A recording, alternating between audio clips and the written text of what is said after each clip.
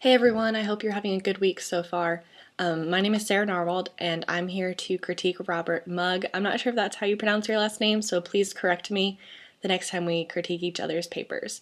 Robert's paper is about couch surfing, which is really interesting. It's kind of a culture in itself because a lot of people when traveling, well, I shouldn't say a lot, some people when traveling don't want to pay the money for a hostel or a hotel, so they use websites like the one that Robert talks about, couch surfing, and they stay at people's house, maybe literally on their couch.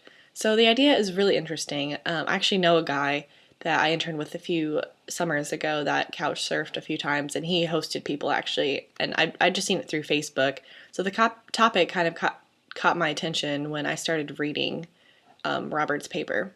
So I'm going to try to talk about a few different things than what I wrote about in the written critique. That way I can give you more pointers between both of them.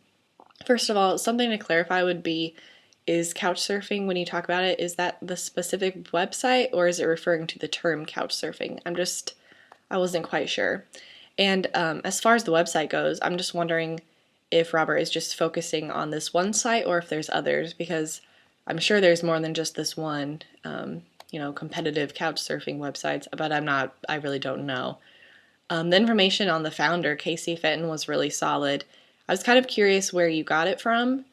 I wasn't sure if this was on the Couchsurfing website or something like that.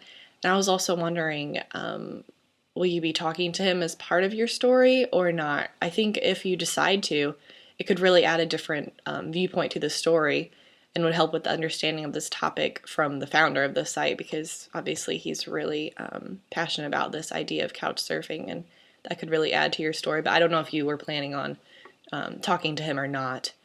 You use exposition well throughout this piece, as far as with the good information about the topic that most people don't know anything about, myself included.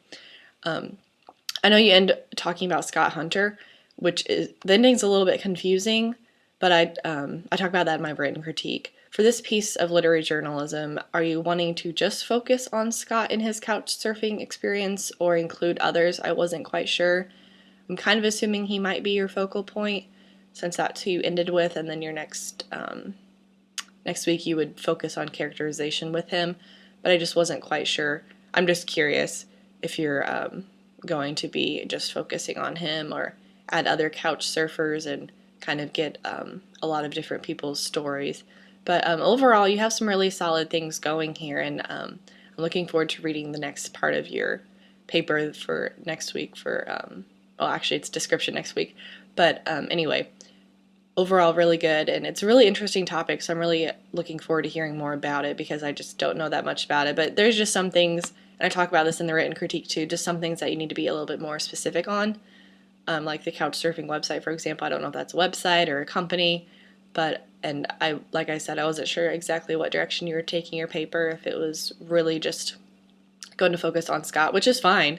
I was just curious is all.